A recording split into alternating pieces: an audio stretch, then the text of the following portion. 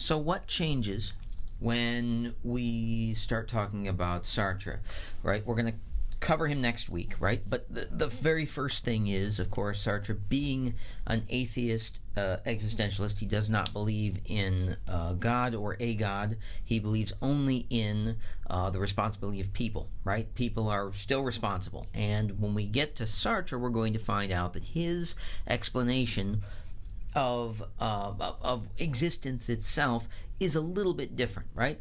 For Kierkegaard, there is no question that people exist, right?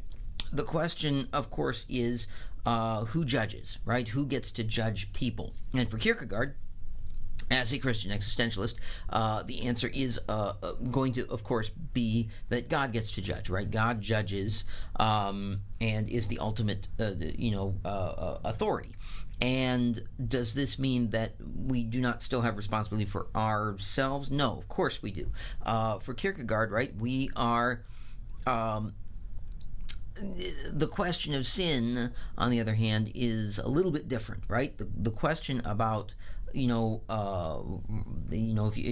you follow church doctrines and things like that, that there are several differences between various sects of Christianity, right? That some have always sort of maintained that we are born sinful, and that we, the moment that we're born, that we're covered with sin, and that we therefore need grace immediately.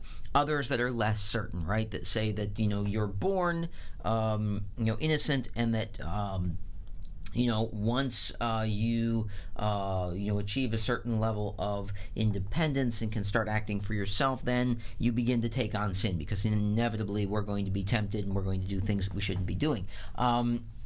Kierkegaard is sort of that latter group. Right, that eventually we will take on sin, but that we are born with we are not just born guilty of anything, right? Eventually we will act, and for Kierkegaard, we will be responsible, we will sin, which is why we eventually need to rely on the mercy of God, right?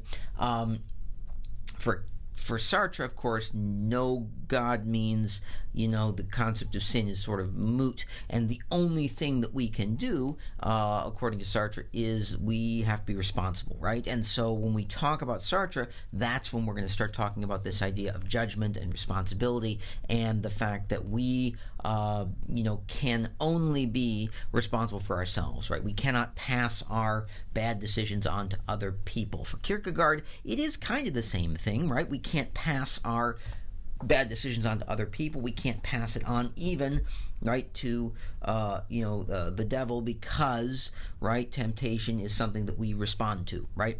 Temptation is not just an inevitability that immediately makes us sinful, right?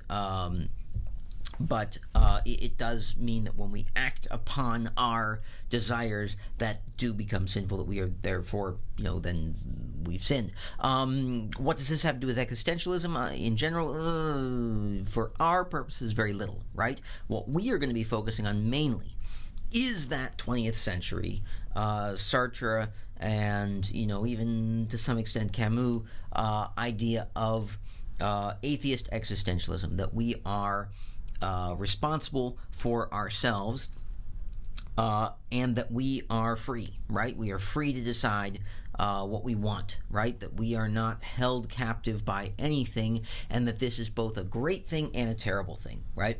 And what we will consider is that, Sartre refers to it almost as, right, a condemnation to freedom, right? We're condemned to be free in that we will continue to live our lives and be responsible for every decision we make forever, right? And a good way of thinking about this is that from, now until, the day that we die, we have to decide to eat something every day, or we will die, right? We have to make every single decision we make every single day for the rest of our lives. We always have to do laundry. We always have to figure out what we're going to eat. We always have to figure out what we're going to wear as far as clothing. None of us were born knowing that was going to be the case, and none of us were born, out of choice, right? We didn't have a choice about whether we were born or not, and so we are born and then condemned, right, to be free for the rest of our lives. And so